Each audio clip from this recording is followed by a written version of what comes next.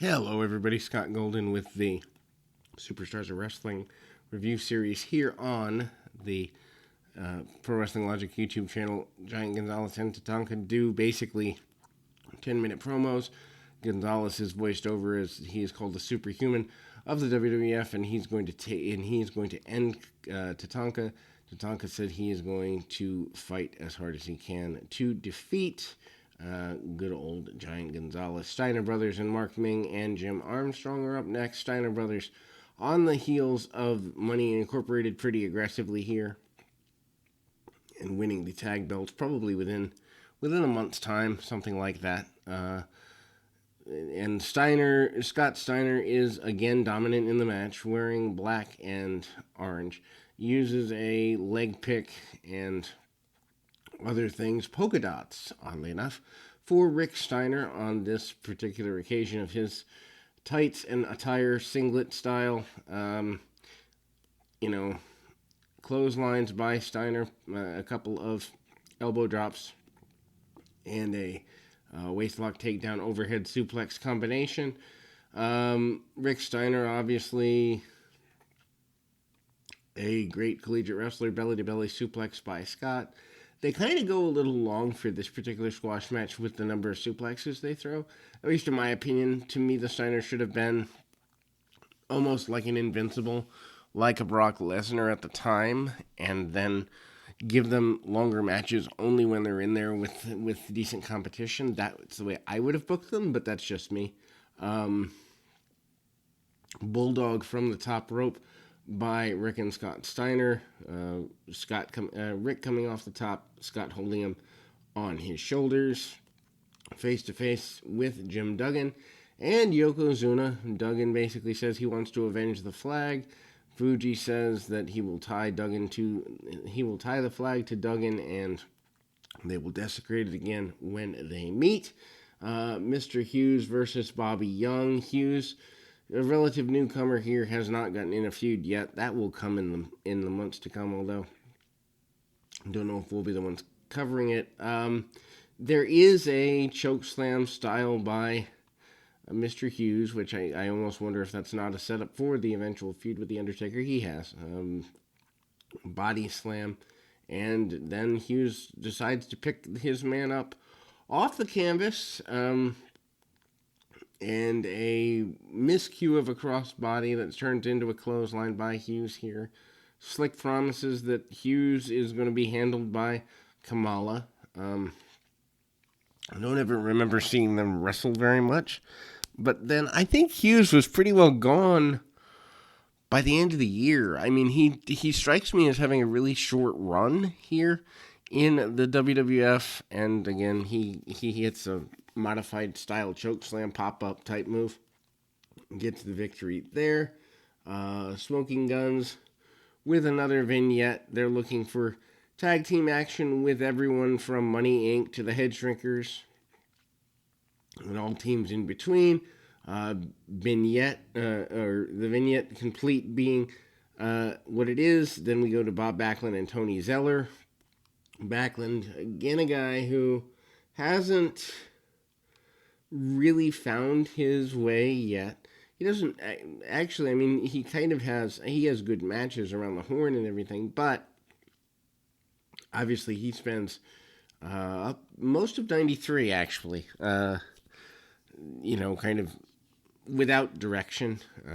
His heel turn come 94, summer 94, he's got more going on there. Very basic wrestling and a modified, I guess you'd say, sunset flip on the ground, for lack of a better term, pinning combination by Bob Backlund gets him the victory. Narcissist talks about the steel plate in the arm. Bonnie Blackstone, the wife or girlfriend, not sure at the time, I know they eventually got married, but of Joe Pedicino, is here, and she's here for a while. Don't know how long she's here, I don't quite recall, but she's an interviewer. She goes pretty toe-to-toe with Lex Luger over the steel plate in his arm and the screws in his arm. Luger basically says, look, I have a medical reason. No one can stop me. I'm the best anyway. It doesn't even matter that I have it, but you're not going to do anything about it. Then we go to Virgil against Jose Martinez. For some reason, I thought Virgil was gone by early in '93. I was incorrect. I do know that he worked a local independent that I did not get to go to as a youngster. Um, I would have been middle school age or so, against a local indie guy in the New England area at the time, and the nightmares that I heard from dealing with Virgil, and the fact that he broke the local guy's nose and didn't even apologize, took his money and left. And I've heard this from multiple sources over the years. Anyway, so, the enhancement talent takes a few shots and shoulder tackle Virgil through the ropes and manages to come up, hits a shot, and then goes out, sends the guy back in the ring, and Virgil then, kind of takes things into his own hands a little bit. Front face lock, slow to tie the man up in the buckle, takes a few more punches from the enhancement talent and signals that he is going to finish the match. Hits the Russian leg sweep, actually sits on the guy and gets the pin. Not exactly an entertaining match. Anyway, we move to what does end up being an entertaining enhancement talent match. Billy Jones against Shawn Michaels, the Intercontinental Champion. Just entertaining because Michaels is always entertaining. Jones kind of trying to get the crowd behind him doesn't really work out well for him, but at least he tried. Michaels, some people would say his peak is 94 to 97. I would tend to agree with that being his peak of his first run. So, he's good here. Becomes a little uninspired. He walks out, quits. Does some things in 93 that actually set up the WrestleMania ladder match, but sends his opponent outside off a hammerlock, rolls with him outside a little bit, and tosses the youngster back in, vertical suplex. Pretty well done. And then we kind of see the match slow a little bit. Michaels getting the most he can out of the motions, getting some face time, jabs in the corner and the like, and misses an elbow. In the corner doesn't seem to matter because he leaps the top rope. Hits a clothesline relatively quickly from the top, and then, manages to continue to be on top. Super kick by Michaels, and eventually gets the victory. Actually, I think he might have actually taken the victory on the super kick there. Nope. Tries to take a power slam. Yeah, hits the super kick, and I think this is the first match where he does take the victory off the super kick, which is pretty historic considering how important that move is to him. We go to the King of the Ring report. Lex Luger promises that even though they've had difficulty finding him an opponent, he's going to win. It doesn't matter who the opponent is. Gene Okerlund hypes us for the King of the Ring. Announces Hogan and Yoko.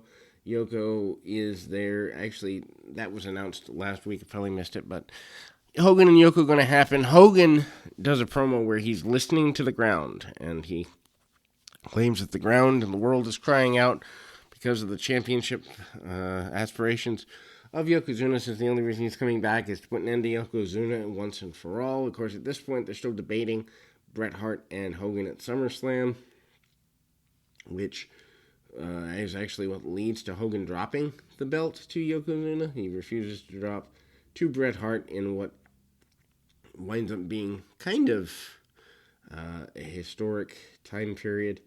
Bret never got over it, and is a big deal there. Tatanka and Giant Gonzalez, not a good match, basically because they don't want to beat Tatanka. Have to figure out a way for Gonzalez to lose without getting pinned himself. Tatanka does a lot of war dance, war cry stuff. Gonzalez, chops, punches, and standing and looking menacing. Not that he does much else anyway during this time period, the run. I actually think he was made to look better in WCW than he ever did when working for Vince. That's just my opinion, but that's credit to guys like Arn Anderson and Ric Flair and various others that made him look like a reasonable competitor. And I don't think that anyone in the WWF ever did. I don't know that they could have. Well, I'm sure somebody could have, but that it just didn't seem to be a big deal. A big boot from Gonzalez after using some chokes, and Tatanka tries to kick at the back of his legs, tries to knock the big man down, goes to the top rope, and manages to hit a chop to the top of the head, but basically Gonzalez catches him in what is a chokehold, and I mean they literally spend a few minutes working on this. Refuses to let go of the choke. The referee disqualifies Gonzalez, and that is that. Tatanka moves on thanks to the disqualification. Money Incorporated talks about eventually facing the Steiners. They're not thrilled by this prospect, and they want to know when, where, how, why, all that good stuff. Shawn Michaels and Crush will fight next week to be in the King of the Ring tournament and a non-title Intercontinental Championship match. But Michaels says he shouldn't even have to fight this because of his Intercontinental Championship status. And then Crush basically says that Michaels is good for nothing, and that's the end of that. So that is where we are. Till next time, keep your feet on the ground, your mind in the moment. Till next time, everybody.